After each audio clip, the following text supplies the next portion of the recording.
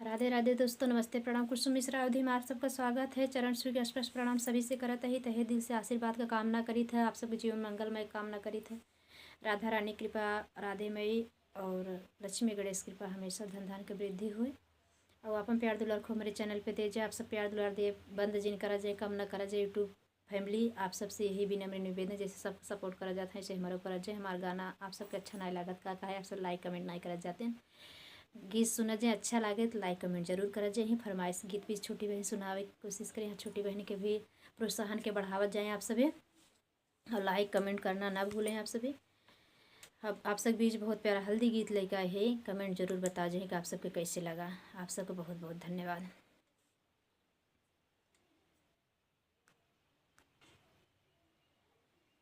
गणेश गणेश हो सब रे बखानाई, गौरी कनाओ क्यों न ले। गणेश गणेश हो सब रे बखानाई, गौरी कनाओ क्यों न ले। आए गणेश चौक चढ़ी बैठे, बिना गौरी पूजन न होय। आए गणेश चौक चढ़ी बैठे, बिना गौरी पूजन न होय।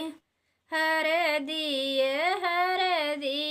सब रे बखानाई, दुबिया करनाओ क्यों न ले। हर दी सब रे बखानाई, दुबिया करनाओ क्यों न ले। आई है हरदी चौक चढ़ी बैठिने, बिना दुबिया पूजन न होय। आई ने हरदी चौक चढ़ी बैठी, बिना दुबिया पूजन न होय।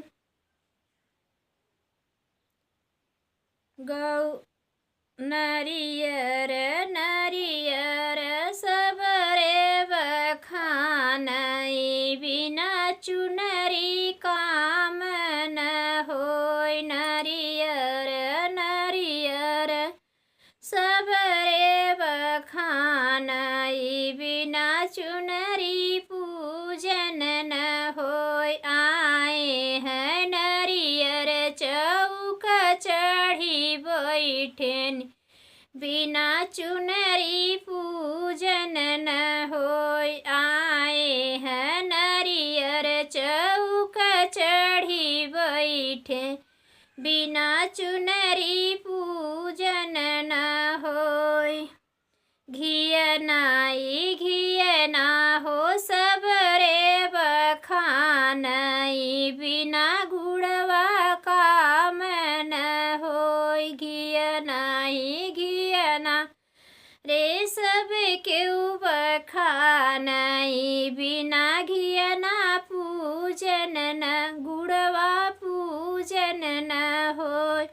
आए हैं घियना चौक चढ़ी बैठे ने, बिना गुड़वा हवनी न होय। आए हैं घियना चौक चढ़ी बैठे ने, बिना गुड़वा हो मिया न होय।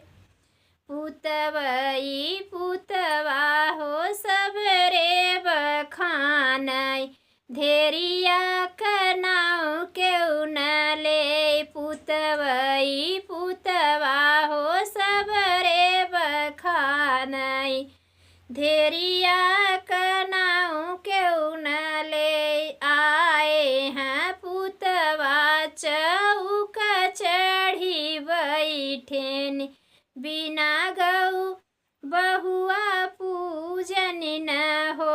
आए हैं पुतवा चौक चढ़ी बैठे, बिना बहुआ पूजन न हो। धन्यवाद। फुल वॉच लाइक सुना जाए, खूब प्यार दुलार दीजिए। फिर मिलेंगे नेक्स्ट वीडियो में। राधे राधे।